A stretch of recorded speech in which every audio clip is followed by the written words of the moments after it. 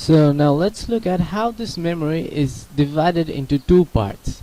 This memory is divided into RAM, or the random access memory, and the read-only memory, or in short ROM.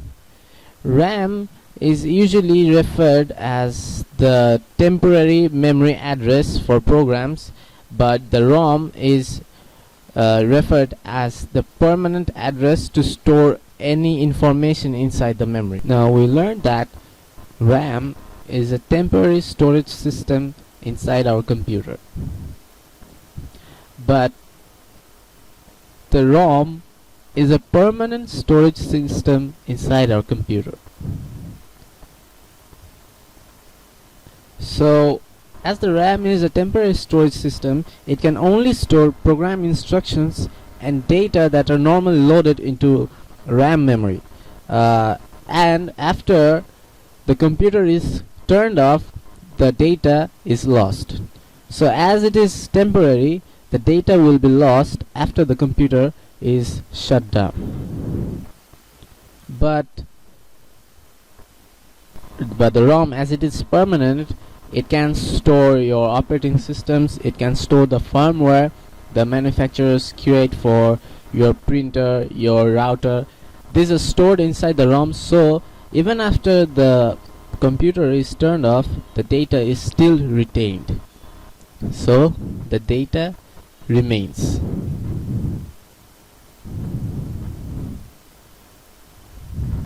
So the RAM can be used to read and write information for temporary purposes. This is mainly used by the processor to store temporary information.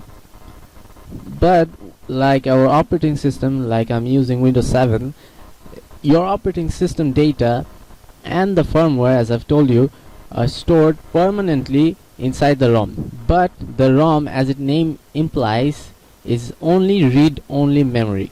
So microprocessors can only read data from ROM. Once the program or the computer is turned on, the data and information about all the programs is initialized from the ROM. So after the information is initialized, the computer uses the ROM memory for self-testing purposes. This self-testing purpose means the computer checks whether all the hardware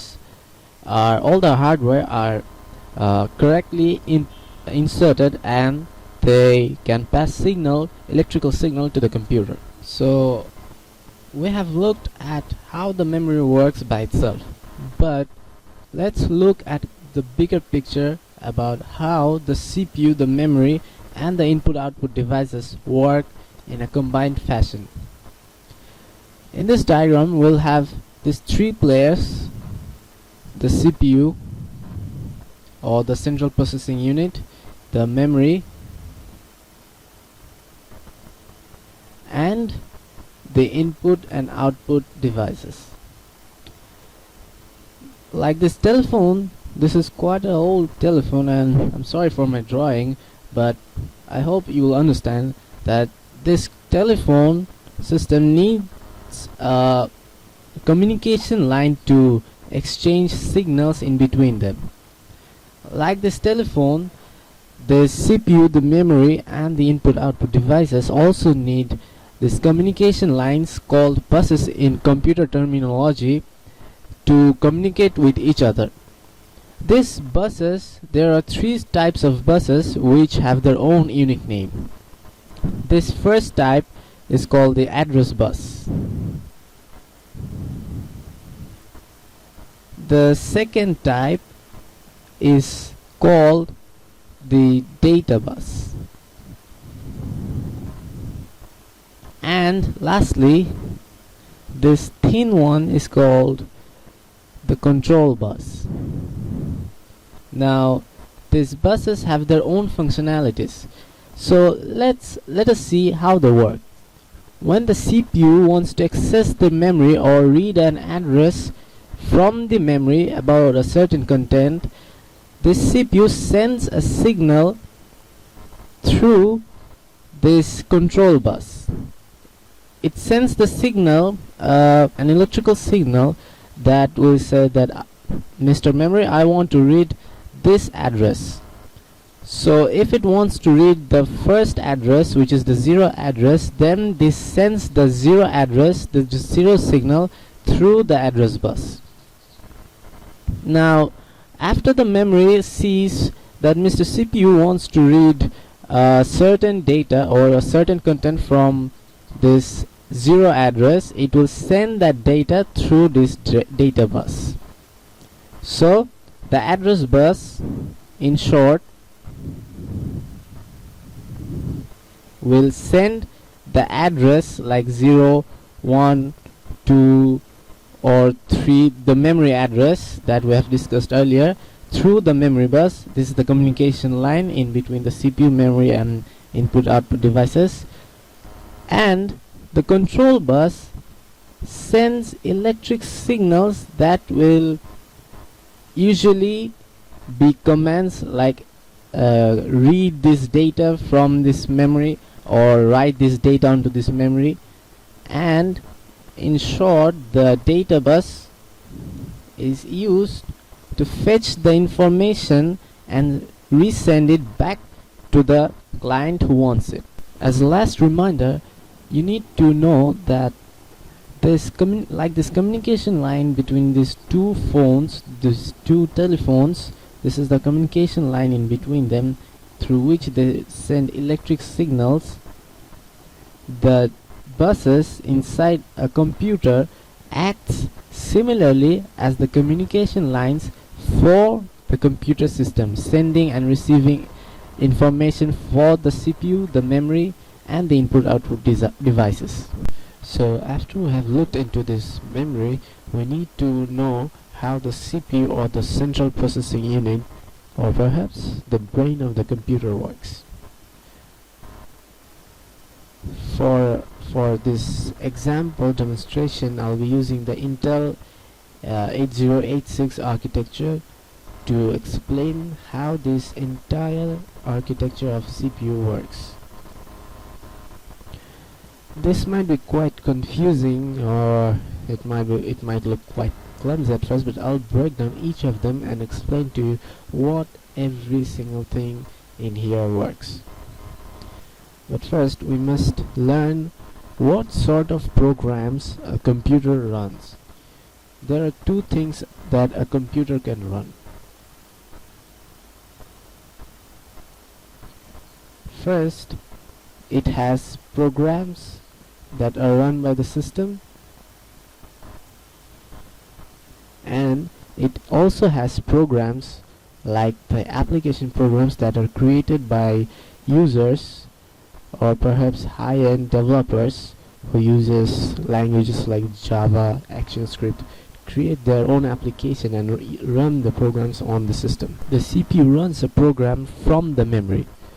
It first takes the program as instructions and it executes it in the form of instruction sets. Likewise, saying as the CPU retrieves information or reads information from the memory and takes accordingly all the information, whatever information of bit string that it has, 8-bit of information it has, and organizes all this information into an instruction set.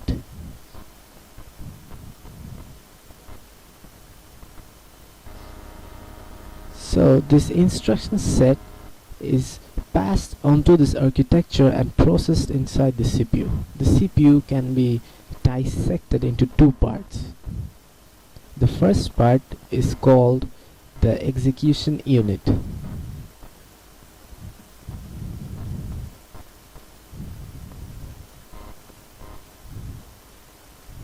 Or the EU. And the second part is called the bus interface unit, or in short it's called BIU. This is the bus interface unit, and this is the execution interface execution unit.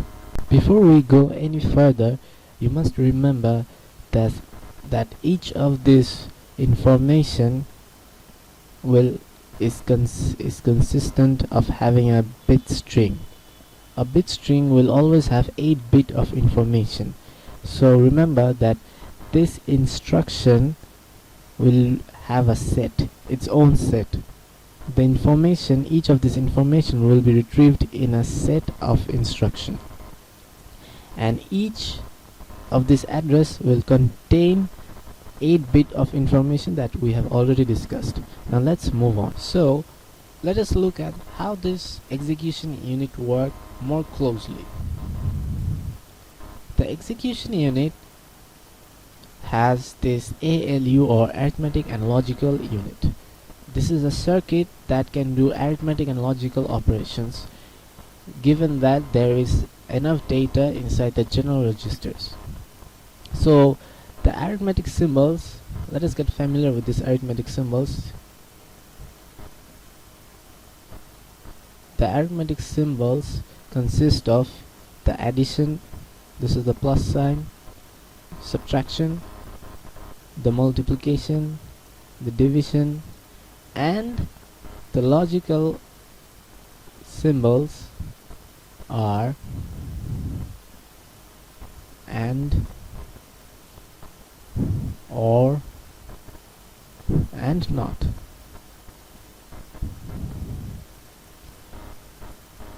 These general registers, they store information that are retrieved from the memory.